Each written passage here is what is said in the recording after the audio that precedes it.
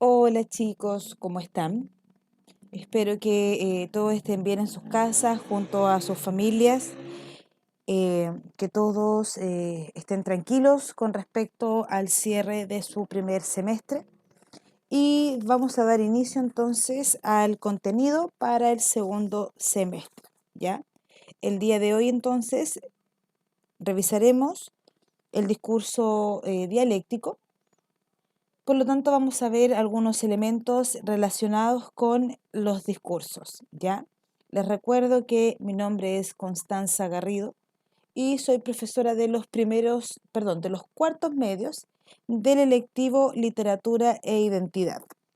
Luego que nosotros revisemos el material que yo les voy a presentar, en la actividad, en la guía, ya es analizar un discurso de una niña indígena, y ahí aparecen preguntas relacionadas con el contenido que nosotros vamos a revisar el día de hoy.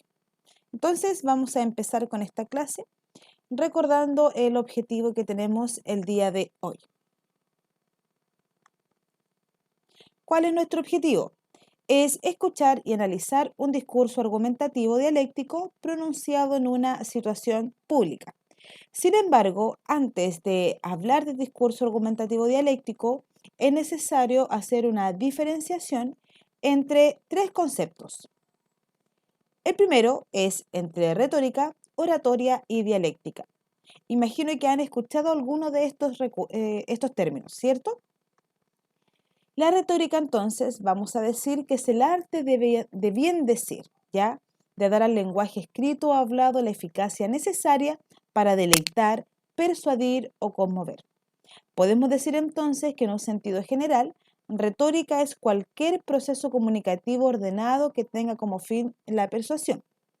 En pocas palabras, chicos, vamos a decir que la retórica es la capacidad de defender por medio del discurso público una opinión propia, intentando influir así en la forma de pensar y de actuar de los demás, provocando una reflexión inducida en quien nos escucha y así construir en cabeza ajena, ya en las personas que nos están escuchando, el edificio que queremos llevar a término para que llegue en definitiva a las conclusiones que previamente hemos previsto. Por lo tanto, tenemos otro concepto, ¿ya? Continuamos con la retórica. También entonces dice que contempla entre sus recursos comunicativos el diseño de las argumentaciones emotivas, ¿ya? Generalmente este tipo de discurso que utiliza la retórica apela al corazón y al sentimiento de las personas, ¿ya? Con la misma intención de persuadir a la persona que vaya a escuchar este discurso. Y ahí tenemos una imagen, ¿cierto?, de Martin Luther King. Por otro lado, tenemos la oratoria, que dice que es la materialización de la capacidad persuasiva presentada por la retórica, ¿ya? Entonces es como, por decirlo de alguna manera, es como el mejoramiento de la retórica, ¿ya? Y se concreta como un género literario específico, por ejemplo, en discursos, conferencias o sermones. En pocas palabras, se denomina oratoria al arte de hablar con elocuencia, ¿ya? La retórica es la teoría y la oratoria es la aplicación de la teoría, ¿ya? Entonces, uno depende del otro. La retórica es como el punto inicial y la oratoria es como yo voy mejorando mi discurso a través de mis palabras. Y para finalizar tenemos la dialéctica, ¿ya? Les recuerdo que nosotros debemos analizar discursos argumentativos dialécticos. La dialéctica dice como definición que es una palabra polisémica. ¿Qué quiere decir eso? Que tiene muchos significados, ¿ya? Pero nosotros vamos a referirnos especialmente a ella como método de razonamiento, ¿ya? Su etimología puede significar arte de conversar, del griego dia, reciprocidad, intercambio y logos, palabra, discurso, entre otros. En el mundo griego entonces la dialéctica era el arte de discutir y se oponía a la retórica o arte que enseñaba a hablar bien ante un auditorio. Podemos nosotros decir que todos estos conceptos nacen de la época griega. Ya les recuerdo que ellos utilizaban sus discursos en las playas, en las calles, ya con una intención particular, ya sea de enseñar, de hacer reflexionar, entre otros. A continuación vamos a ver un pequeño discurso de Barack Obama, que también fue muy popular, que se llama Yes, We Can.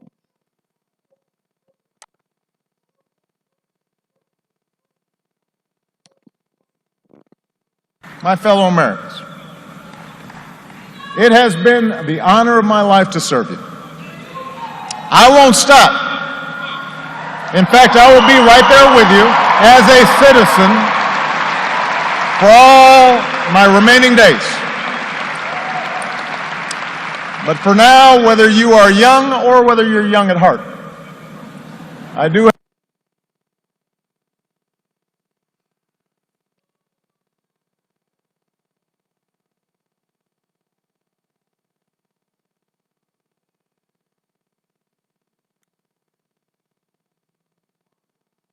Chicos, algo sucedió con el audio y en realidad no sé a qué se debe. Si quieren ver este discurso, que es muy cortito, dura 1 minuto 30, lo pueden encontrar en YouTube para que lo puedan analizar y vean los recursos que él utiliza al momento de agradecer.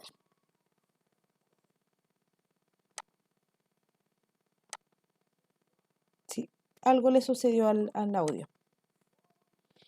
Entonces, vamos a decir que el discurso dialéctico es la técnica que intenta descubrir la verdad mediante la confrontación de argumentos contrarios entre sí, ¿ya?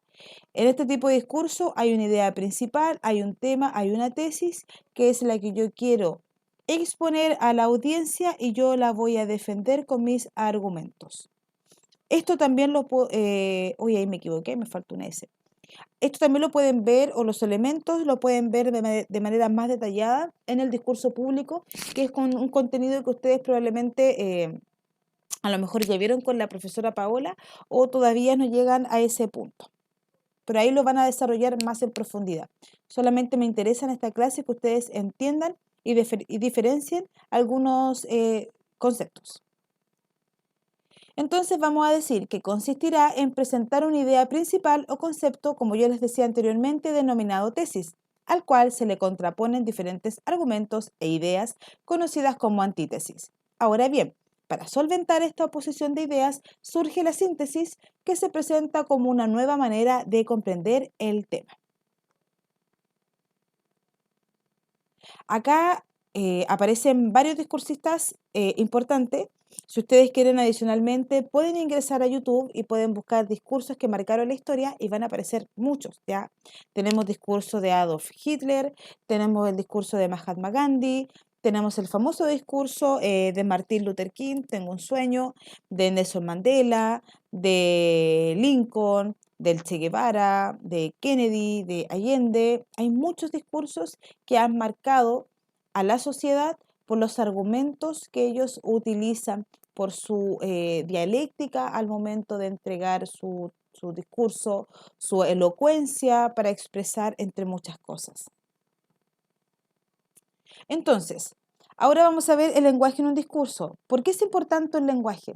Generalmente uno siempre asocia el lenguaje con lo verbal, ¿cierto? Con lo que yo puedo decir. Pero el lenguaje no es solamente lo que nosotros podemos decir.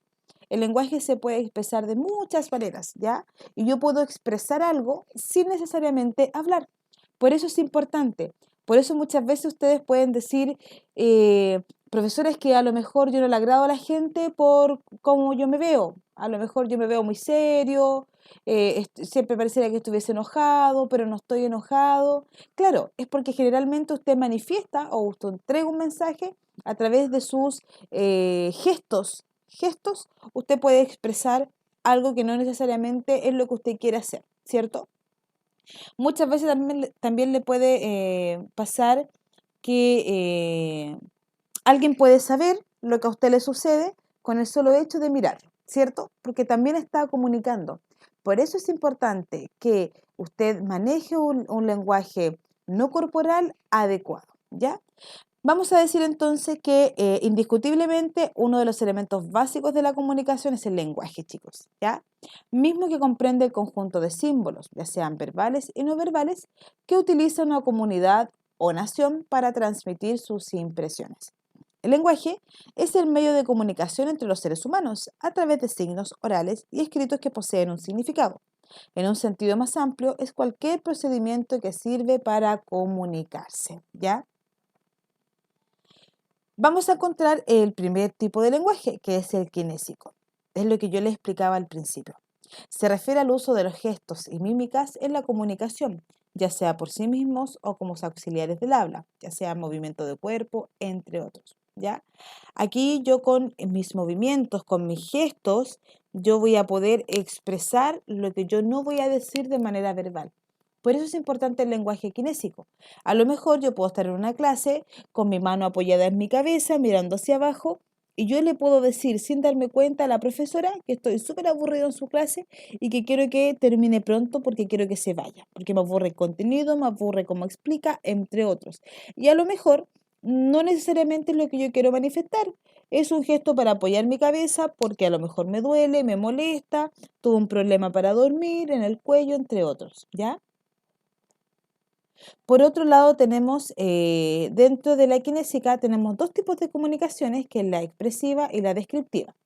La expresiva entonces se va a referir a la manifestación de sentimientos y emociones. Obviamente, si usted está alegre, usted va a demostrar con su rostro que está alegre. Si usted tiene tristeza, también va a demostrar con su rostro que tiene tristeza. Por otro lado, la descriptiva son todos aquellos que representan una cualidad o acción. Por ejemplo, una mano en el corazón. ¿Ya? Yo podría pensar que a la persona está triste, le duele el corazón por algo que le sucedió, entre otras cosas. Tenemos también la famosa proxémica, ¿ya? Y la proxémica nosotros la relacionamos con la distancia, ¿cierto? La distancia que mantenemos con otras personas. Por eso muchas veces uno puede pensar que se malinterpreta la cercanía que yo puedo tener con alguien.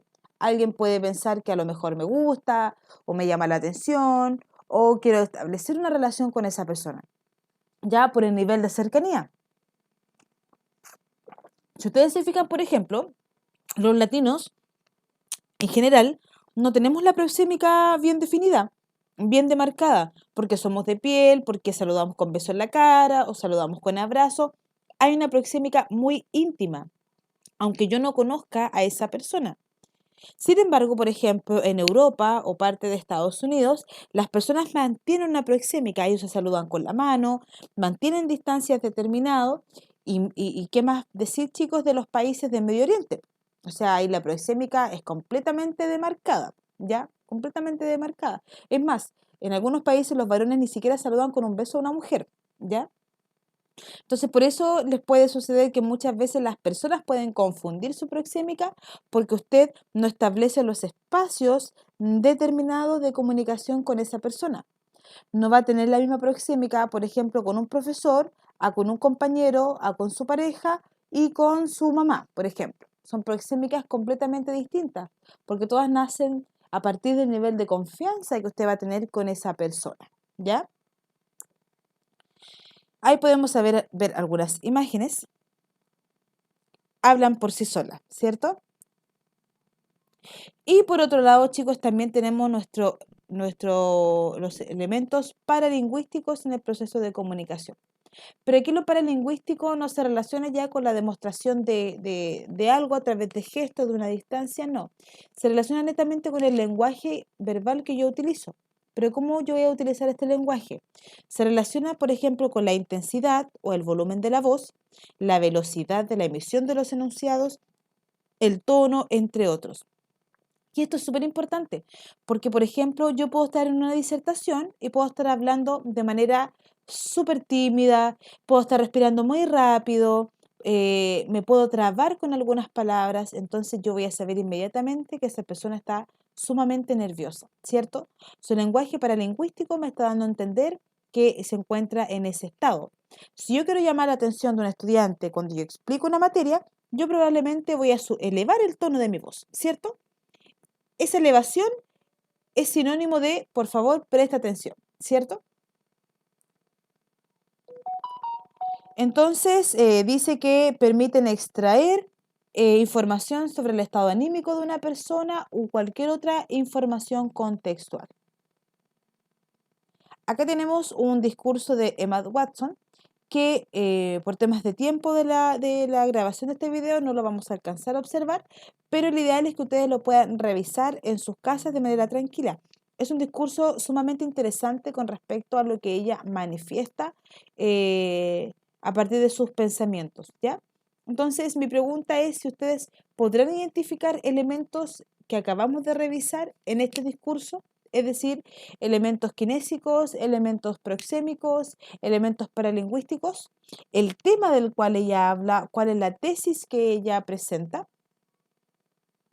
entre otros.